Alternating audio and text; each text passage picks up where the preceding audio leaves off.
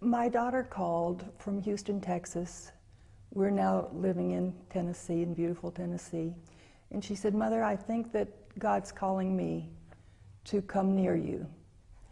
And so we prayed together, and it was 1 year that she and her husband moved. She had no job,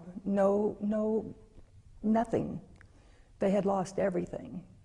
And that all happened in 1 year. So from the time of her calling me, that our praying together, she was there in 2 months, was here in 2 months. And she has an excellent job.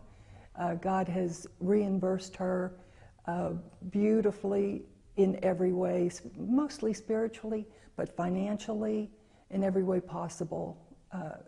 God just continues to bless her.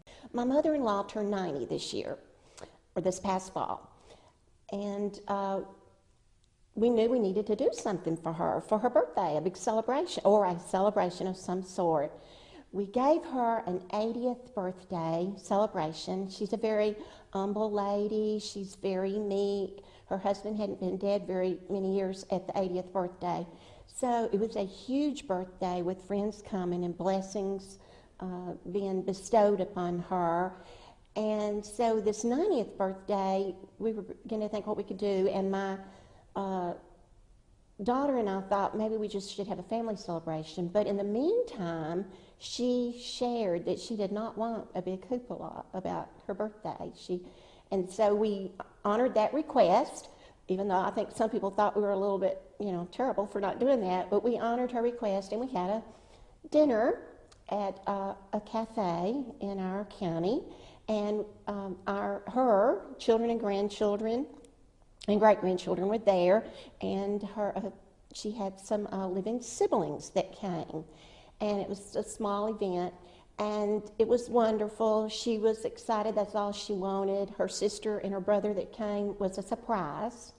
And so my children honored her by all getting there. And all three of my children don't live in the same town.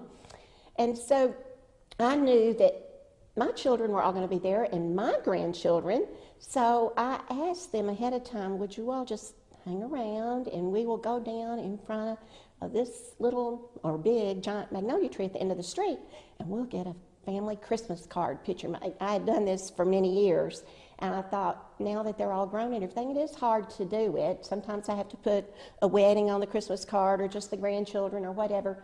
But my daughter-in-law and my sons-in-law, they were very honorable to me and my 3 children by getting us all down in front of that big tree.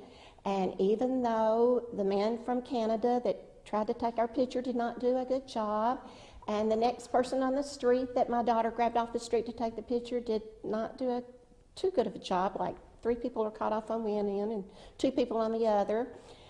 They wander around trying to make more shoots so they could tell this meant a lot to me. And I felt like they were just trying really, really hard. And the Lord worked that out because my sister, who can Photoshop, made us a Christmas card with everybody in it. The 3 that were cut off in one and the 2 that were cut off in the other were put together. So I feel like that's a way that my husband and my children and grandchildren honored our mother, their grandmother, and then in the same time my children and grandchildren honored me. As my parents grew older, I was fortunate in the fact that I could go and spend some time with them. They lived in Texas, and we're here in Tennessee, so it was a good long distance in between. But when Mom was diagnosed with terminal cancer and was given just a few months to live,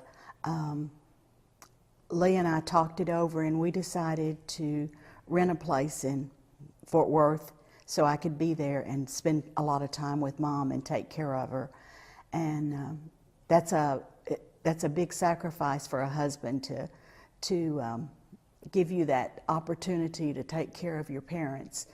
And as it happened, my sisters had a duplex, and it became empty.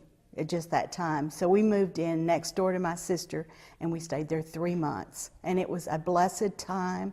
I feel like I was able to honor my mother and make her last part of her life a blessing, as she had blessed me all through her life.